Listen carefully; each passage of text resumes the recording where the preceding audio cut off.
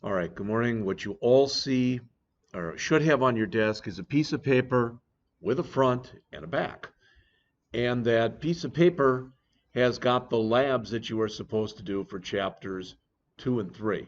All right, there's more stuff on it than that. So if you look up on the screen here, they've got here some terms to review. Some of these we've actually talked about already. All right, so if you remember the other day, I put down int age. In fact, let's put, I think the first one I put down was string name equal Jeff in double quotes. All right, and that's a literal string. And then I said int age equal 21. All right, that's a literal, but it's not really a string. Okay, if I say just int age like that, what am I doing? I am declaring a variable, which currently has no value to it. If I say int age equal 21, I am both declaring a variable with the int age and initializing that variable with the equals 21. All right. We talked about identifiers. We've talked about constants. So if I wanted to make a constant, so for example, typically in this language, your constants are all in uppercase, but I could say something like const int, and I could call it inches in a foot, and I could set it equal to 12, for example. All right. Typically, when you set constants, you should set constants for things that are not going to change. All right. Now, if I've got a program that I'm going to be running and it's going to run forever, something like age, I wouldn't want to make a constant because as time goes on, age changes. All right. We've talked about variables. We've talked about constants. We've talked about declaration. We've talked about initialization. The assignment operator is the single equal sign. So again, if I come in there and I type in int age equal 21, then technically what I'm doing is I'm saying assign the value 21 to the variable age. All right. Arguments, I'm not going to go into those really right now because we're going to talk about them in more depth and breadth of coverage as we go on. All right. Data types. There's several data types in C#. I did want to mention this to you. You may care, you may not care. But if you go out, and where is it? Right there. And I'll show you quickly where this is. Let me blow up the size of this.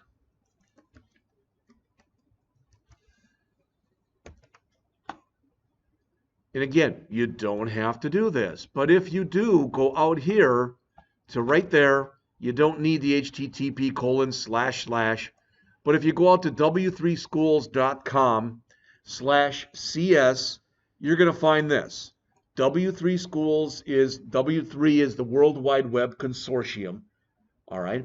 And they've got a lot of different things out there. The people who were in the class last semester know that quite often I would reference the HTML, CSS, JavaScript, jQuery, and Bootstrap tutorials that are out on W3 Schools. This is one that's on C#.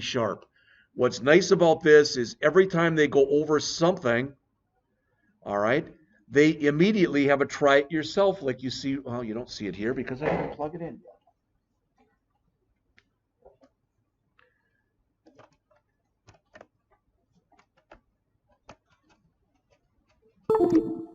But I will.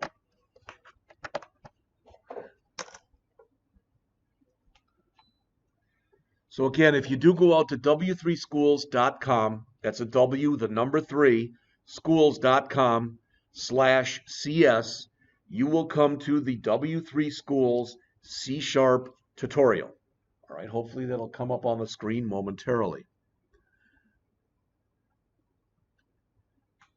Again, not a flashy website at all, but a very functional one. Okay, and as you can see along the side here, there's the tutorial. You go through this stuff, you go through this. Most of these are a single screen. You don't have to do this. I'm not assigning it or anything else. But sometimes people like extra practice or whatever. If I typed in, for example, C# tutorial out in Google, I'm sure I'd get several million hits. Some of those are going to be very good, some of them not so good. W3 Schools is tried and true for just about anything. So for instance, they show you something here, and then there's a try it yourself. They encourage you to do that. So notice if I change this to Welcome to the AWD1000 C# programming class. If I put that in and I run it, I don't know why it's taking so long, but normally what it'll do is it'll show it on the screen. So you can go out and do whatever. There it is. Welcome to the AWD1000 C# programming class. And it's just another weapon in your toolkit, tool in your toolkit, whatever you want to call it. All right. All right. So they talk about data types and intrinsic types, etc. The arithmetic operators we've actually looked at already. Plus, minus, multiply, divide. And I also introduced yesterday the modulo operator, which was that percent sign. Comparison operators are what you think they would be. All right. Greater than or equal to, less than or equal to, and not equal to. So we'll talk about those. All right. If you've got a binary operator, what that means, these arithmetic operators that we just mentioned, they're binary operators. So for a binary operator, if I say this, x equals y plus z, this is a binary operator because it's got what's called an operand on the left and an operand on the right. Binary meaning 2. If I say x equals negative y, that's a unary operator because there's the operator, but there's one thing only to the right. There's nothing to the left of it. So that's unary meaning 1. All right. I showed you, you've already looked at casting. We've done it 2 ways. I showed you that double in parentheses. All right. That's explicit. When something is explicit, you're doing it. If something is implicit, you can make the software do it. So when we did the convert dot to whatever, those were basically implicit types of casts because we were using what's available to us, handwritten methods, so to speak, to do this stuff. All right. Format string, they've got placeholder, they've got format specifier and precision specifier. I've shown you some of this. If you remember when we used toString and I put inside of the parentheses of the toString, double quote C double quote, it put it into currency format, which added the $ and added commas and added a 0.00 or whatever at the end. I also showed you yesterday floating point where we did it both with no decimal places and with 2 decimal places. All right.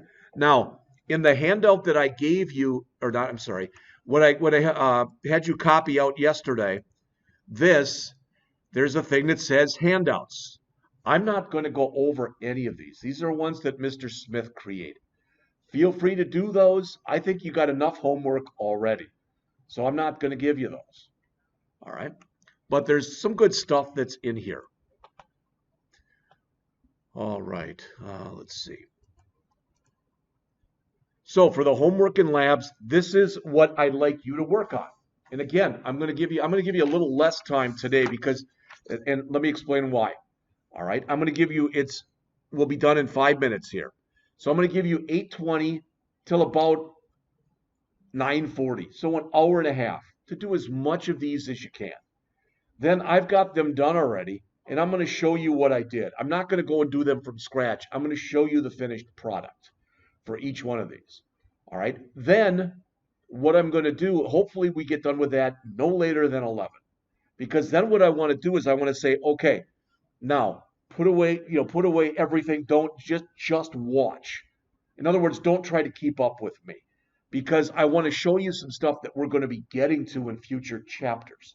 And that's going to make it easier to do certain things. It'll cut down drastically on the amount of code that we have to put in. That I didn't do. So I'm going to literally do that in real time right in front of you. So again, it's about 8:15. I'm going to give you, let's say I'll give you an hour and a half. So I will give you till 9:45 to work on these. These, now just so you know, all right, a week from today, Friday, the 22nd of January, I want you to have turned in the labs for Chapter 3. That's what we're looking at right now. The homework for Chapters 1 through 3, you've already done that. That was that great thing that we did. And if you haven't done it, then just complete that. But we went over that in class. The written test, which the hands-on, or the written test rather, which we'll look at in just a second, and the hands-on test, which is tomorrow. All right. I would suggest, just so we have no problems tomorrow, that bring that flash drive with you. I'm going to have you try to go and push stuff up to GitHub. I'm still having problems. I've submitted my help ticket to GitHub, and I'm waiting to hear back from them if they can fix mine. All right. So tomorrow will be the hands-on test for the entire period. If you finish early, start reading chapters 4 and 5. I'm going to go through at least 4 on Friday and possibly 4 and 5 on Friday. All right, we'll see how the time goes, and that's what Friday's about. Remember, next Monday there's no class because of Martin Luther King Day, and Tuesday right now will be lab all period. We'll talk about that when we get into that point. Now, when we get to that day, as far as the written tests, you now have them. They are in this folder that I gave you, and they're called, appropriately enough, written tests. So you'll go through there. Here's the one for Chapter 1. All right, there are both multiple choice and fill in the blank.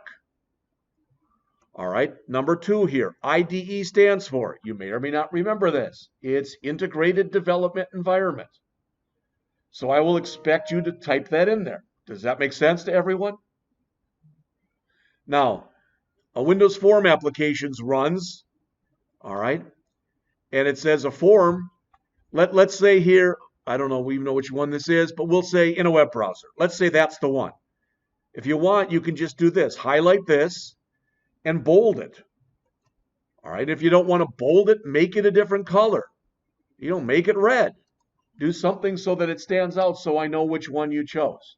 Does that make sense to everyone? All right, I don't really want hard copies of this stuff, but I will expect that either at the beginning of class next Friday, you're going to put them on your flash drive and give them to me, or if I can get my GitHub fixed, I want to run through everything, especially for you new people, that you have to do. Those of you who've already done this, you can go out to GitHub and create, make yourself, if you want, I don't care. You can call it again AWD1000 or whatever. You can use the same name that we have in the folder that I gave you if you want to do that. This name, whatever you want to do, and push it up there. Does that make sense to you 4? All right, and if you have problems with that, you go, well, I don't really get what you're saying, then just put it on your flash drive. Again, what I don't want is to be walking around here with flash drives. All right, they're easy to lose, and if you maybe have figured this out already, that if I put your name on it with most of the pens, if you just touch it, it starts to wear off already or smear on your fingers. All right. Now, last thing I'll say, because I'm already taking up some of your time, is again, I want to make sure you know